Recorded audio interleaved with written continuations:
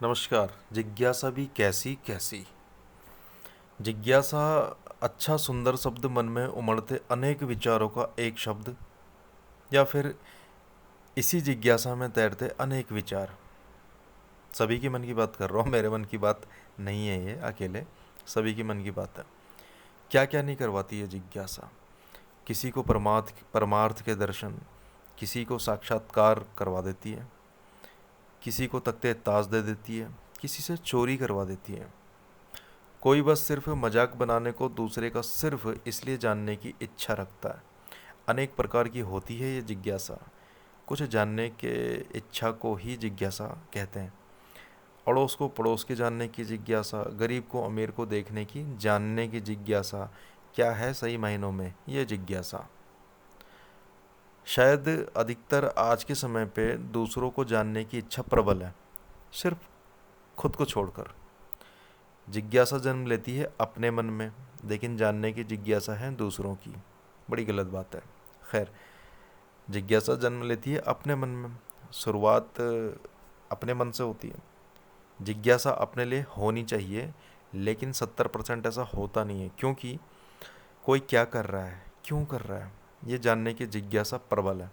शायद इसका मूल कारण वह जिज्ञासु नहीं है, इसका जो सबसे बड़ा कारण है वो है संस्कार, गुण। दूसरे शब्दों में घर घर के जो बड़े लोग होते हैं अक्सर, जिन्होंने स्वयं भी कभी भी छोटे से नहीं देखा होगा, कभी नहीं सीखा होगा, तो दूसरों को क्या सिखाएंगे। शायद समाज ने भी उनको यही सिखाया, घर ने, कि देखो, जानो।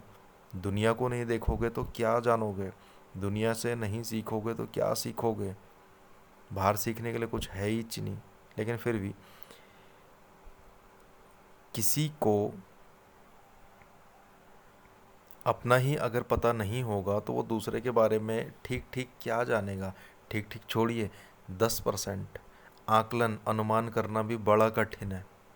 जिसे अपने मन की गति, दशा, दिशा का पता नहीं है, वह किसी दूसरे ब्रह्मांड, यानी किसी दूसरे मनुष्य, इंसान या कोई भी के बारे में क्या खाक पता करेगा। प्रत्येक मनुष्य एक ब्रह्मांडी है।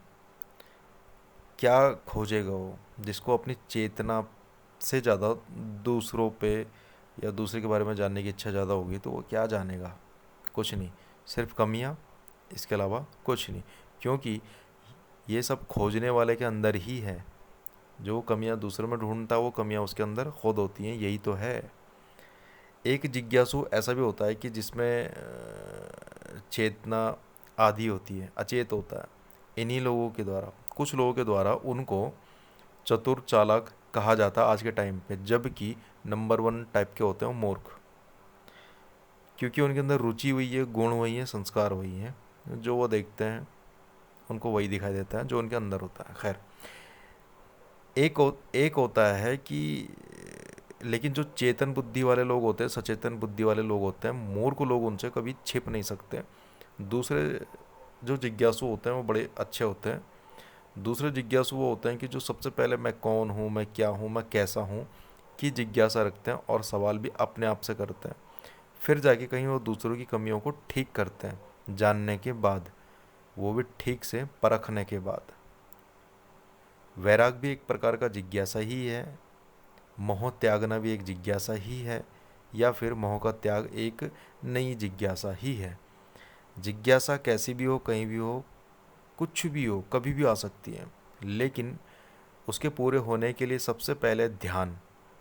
अब ध्यान वो पेड़ के नीचे बैठने वाला ध्यान नहीं, अपनी जिज्ञासा पर प्रबल ध्यान, जानने की इच्छा। बाकी सब चीज़ से कुछ देर के लिए सही, लेकिन संतुष्टि और सचेतन की अवस्था को जिज्ञासा कहते हैं, मुझे ऐसा लगता है। बाकी जिज्ञासाएं कैसी कैसी, सबकी अपनी अपनी जिज्ञासाएं हैं।